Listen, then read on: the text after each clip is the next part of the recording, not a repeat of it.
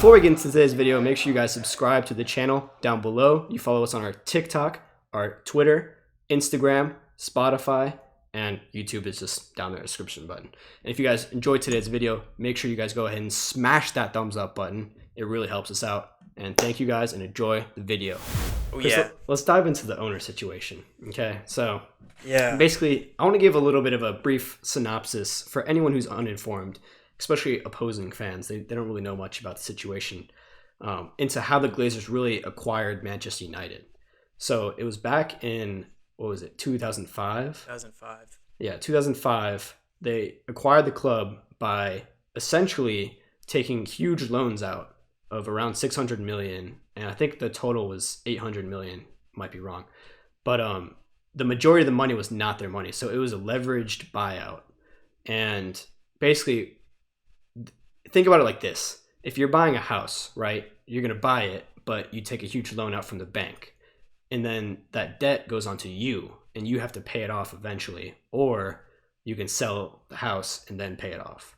So here in this situation, though, they bought Manchester United with a ton of loans. And then what ended up happening is they put that debt onto Manchester United instead of their family name. So basically, Manchester United has been in debt for the entirety of their ownership stint. But basically, this debt has been growing too because they're not paying it off. And the reason why they're not paying it off is because they got really low interest loans. So the low interest rates make it so they essentially don't really have an increase on the debt like crazy, and they're not having to pay it off like crazy. So they don't really feel like there's a need to pay it off because they're making so much profit out of the club. Like you might have seen in some reports, they've taken 1 billion out of the club in their entire owner, how many years it's been now, 18 years, something like that. But yeah, they've just taken money out of the club through dividends. But the problem here, though, is that this debt has caused us to, at least in recent times, maybe financial fair play might have something to say about some of the debt and some of the fact that we can't spend as much. But the Glazers don't care, because if they do try to eat away at the debt, paying 600 million, which I think the current debt is around 600 million, they would lose money because they're just paying so much to get rid of it. So they figure, oh, well, we're not really paying much in terms of interest rates, and we're still making tons of profit. So we're just going to do that, and it's going to be our cash cow. But what recently came out today, it was actually a report from Simon Stone. He said that the Premier League club owners have unanimously agreed to amend the owners and directors test to prohibit fully leveraged buyouts.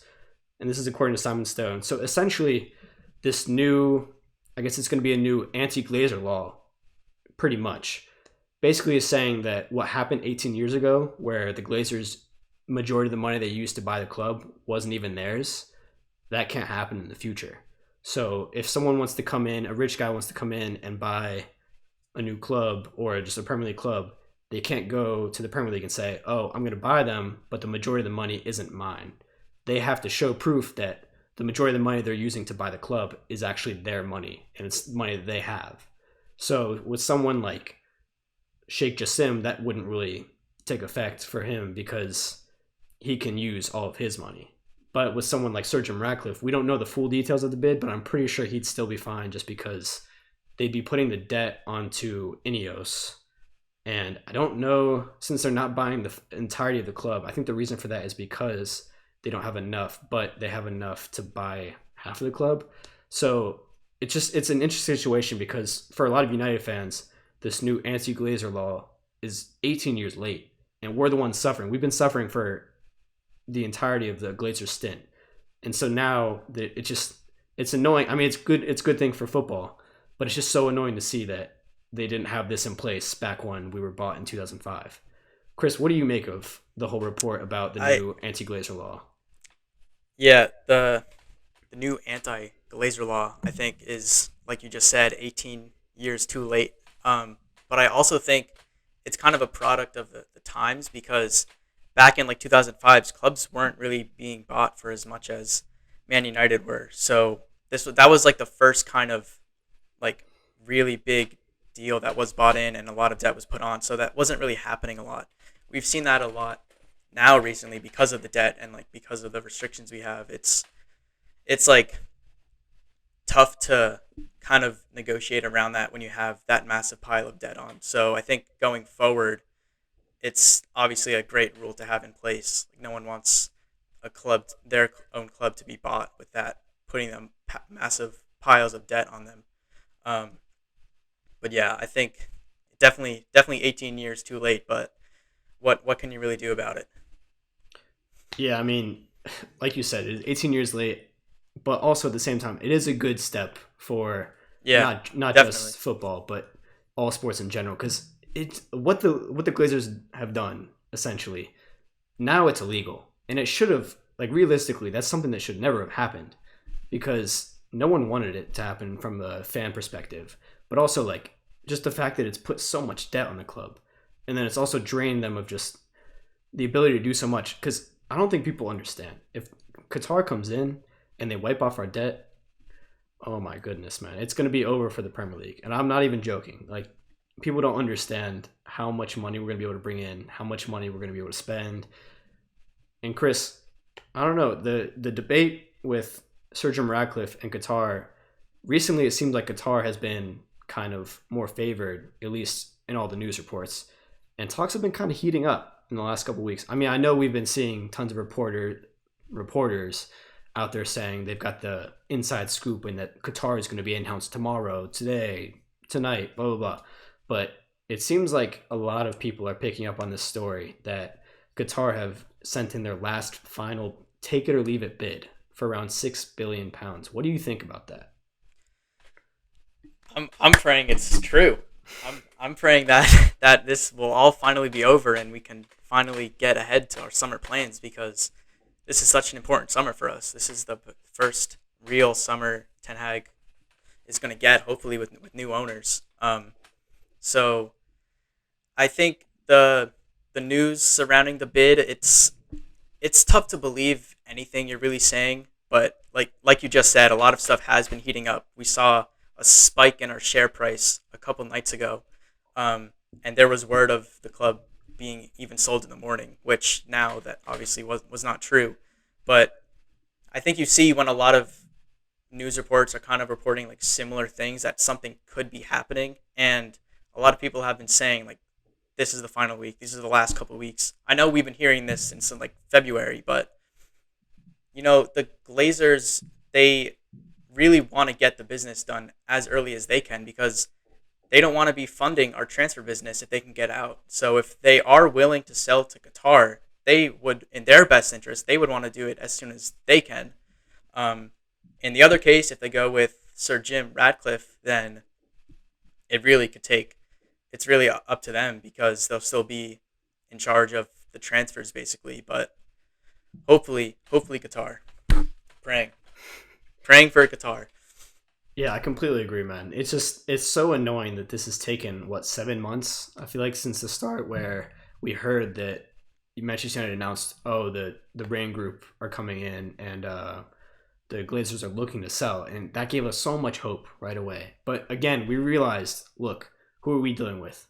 The Glazers. And what are the Glazers known for? Taking a million years to do anything, man. It's just, this has happened notoriously in every transfer window. We've seen other teams, Liverpool, Man City, even Chelsea, and sometimes Arsenal too, have just pounced so quickly on all of their transfer targets. Liverpool just signed a World Cup winner, Yeah, before the window even opened. And what are we doing right now?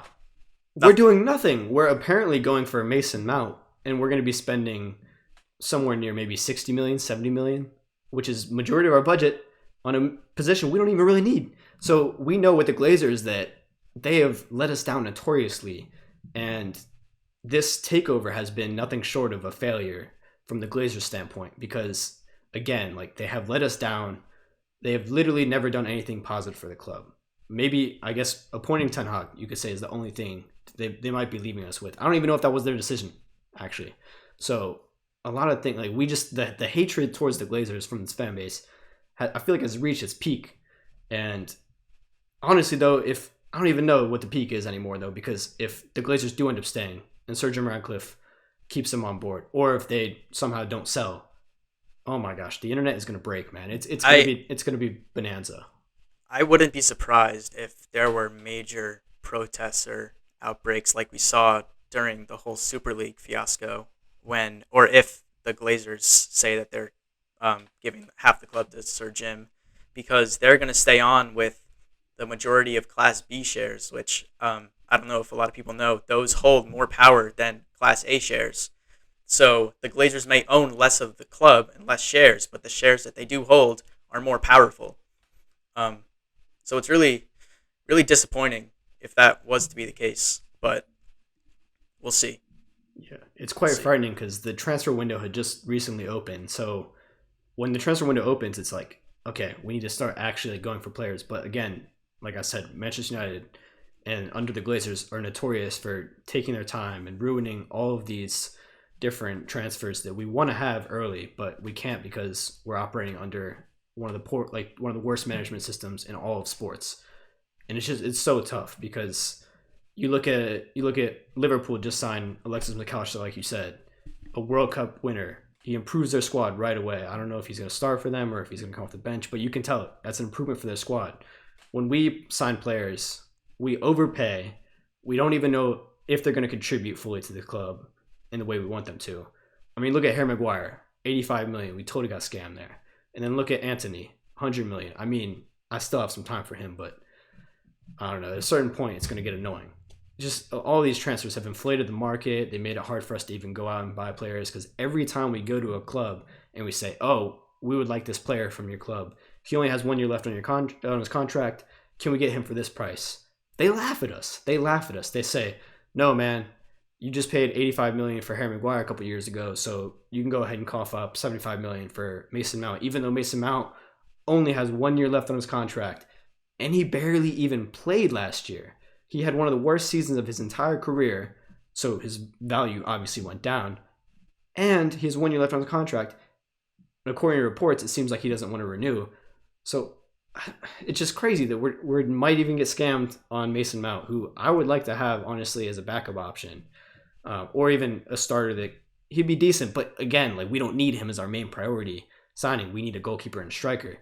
But even with those, like look at Harry Kane. We go to Tottenham. Daniel Levy, I know he's always been stingy about things, but whenever Manchester United call him calling, the price somehow increases. It's because we never get bargains. We never do our business early. And so you look at Alexis McAllister to Liverpool. What was it, 35 million pounds? That is a hell of a bargain for Liverpool. He's a fantastic player. I mean, some of the reports I saw early on about Manchester United maybe being linked to him, I saw in the region of 60, 65, even 70 million on some reports.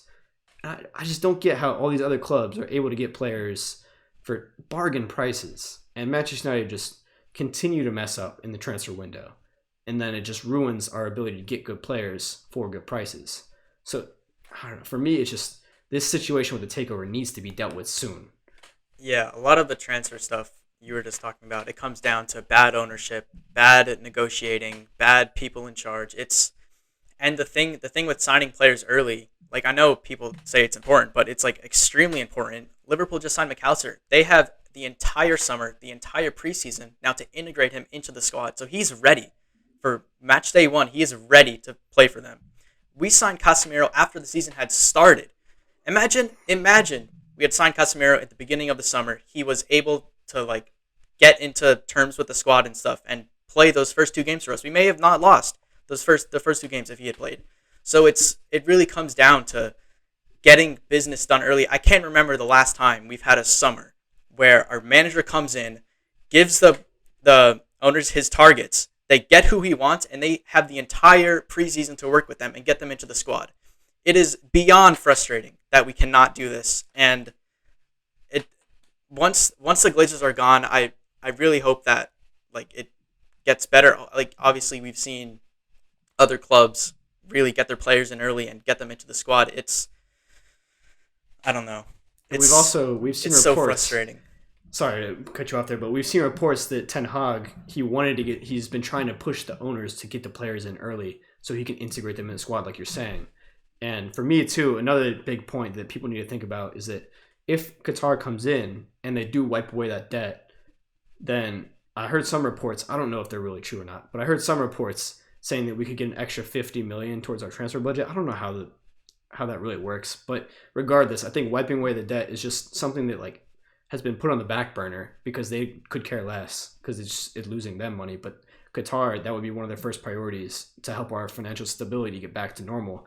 And then also once we have that, we can also like go into the transfer market with some confidence, have a lot of money, and all these.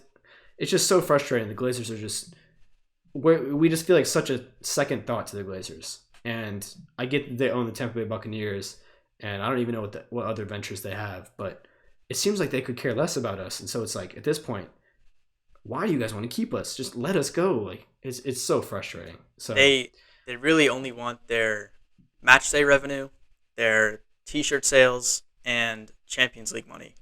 Really, all they really care for. As long as we make top four, they're happy because they're going to get those that money in, and as long as people keep going to Old Trafford, they're getting their match day revenue. So they're going to be content no matter what the on pitch performance is like. But yeah, we've seen it time and time again. Every manager, like even back Mourinho, Solskjaer, they've all wanted their targets early. I think that backing your manager is giving them the players they want. That's what a lot of people think. I think it's also what I was just saying before, getting the right players in early, because having a player once the season started does you no good because now you only have a week in between games to practice. Like when you have the entire summer to have a player in, it makes a huge amount of difference than when they're ready to start playing. Like Casemiro, when he was playing, he wasn't really, or he did well. He wasn't like fully with the squad for the first couple weeks after he joined us. There's that adaptability period that we haven't had because we haven't gotten our targets in early enough. So right now, Ten Hag, you can say he got some of his targets last summer. If he gets his targets this summer, he'll be back. But part of him getting back is getting his targets in early. The timing is just as much important as the actual players you're getting.